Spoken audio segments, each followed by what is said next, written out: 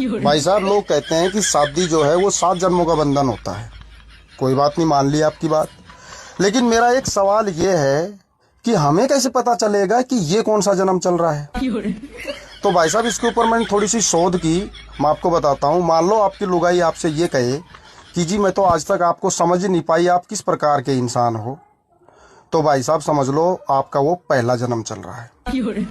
और अगर आपकी लुगाई ये कहे कि मेरे को इतना भी पागल मत समझो कि मैं आपके बारे में कुछ जानती नहीं हूँ, तो समझ लो भाई साहब वो आपका चौथा या 5वां जन्म चल रहा है। और अगर आपकी लुगाई ये कहे कि मेरे से ज्यादा चीव चपड़ करने की जरूरत नहीं है, मैं जानती हूँ तुम्हारी रग रग को, तो समझ लो भाई साहब वो आपका 7वां जन्म चल रहा है।